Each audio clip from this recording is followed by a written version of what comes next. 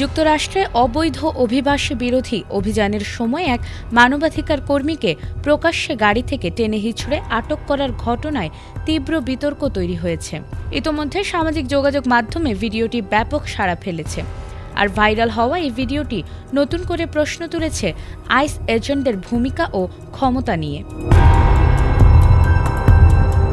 যুক্তরাষ্ট্রের মিনেসোটা অঙ্গরাজ্যের মিনিয়াপোলিস শহরে এক নারীকে জোর করে গাড়ি থেকে নামিয়ে আটক করেছে ইমিগ্রেশন অ্যান্ড কাস্টমস এনফোর্সমেন্ট বা আইস এর এজেন্টরা।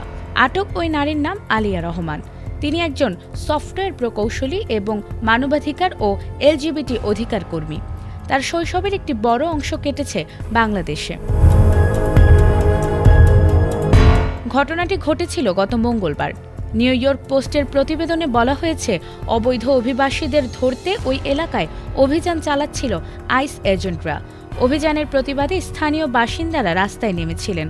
অভিযোগ রয়েছে, আলিয়া রহমান এ সময় তার গাড়ি নিয়ে মুখোশধারী এজেন্টদের পথরোধ করেছেন।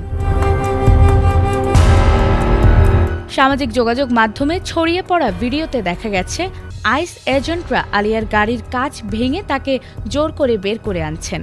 আলিয়া তখন নিজেকে অসুস্থ দাবি করে জানিয়েছেন তিনি চিকিৎসকের কাছে যাওয়ার চেষ্টা করছিলেন। আশপাশে থাকা বিক্ষোভকারীরাও তখন চিৎকার করে এজেন্টদের থামতে বলছিলেন। আইস যুক্তরাষ্ট্রের হোমল্যান্ড সিকিউরিটি বিভাগের অধীন একটি কেন্দ্রীয় সংস্থা। অবৈধ অভিবাসীদের আটক, বিচার এবং দেশ থেকে ফেরত পাঠানোর দায়িত্ব তাদের। প্রেসিডেন্ট ডোনাল্ড ট্রাম্পের কঠোর অভিবাসন নীতির কারণে সাম্প্রতিক সময় সংস্থাটির তৎপরতা ব্যাপক আলোচনায় এসেছে। নিউ ইয়র্ক পোস্ট জানিয়েছে, ৪৩ বছর বয়সী আলিয়া রহমান একজন অভিজ্ঞ সফটওয়্যার প্রকৌশলী। তিনি পার্ডু ইউনিভার্সিটি থেকে স্নাতকোত্তর ডিগ্রি অর্জন করেছেন এবং সাইবার নিরাপত্তায় সনদপ্রাপ্ত। দীর্ঘদিন ধরে তিনি ব্ল্যাক লাইভস ম্যাটার, ফিলিস্তিনপন্থী আন্দোলন এবং এলজিবিটি অধিকার সংগঠনের সঙ্গে যুক্ত। ঘটনার পর এখন পর্যন্ত আলিয়ার বিরুদ্ধে আনুষ্ঠানিকভাবে কোনো অভিযোগ গঠন করা হয়েছে কিনা তা জানা যায়নি। তবে আইসের দাবি তিনি তাদের অভিযানে বাধা সৃষ্টি করেছিলেন।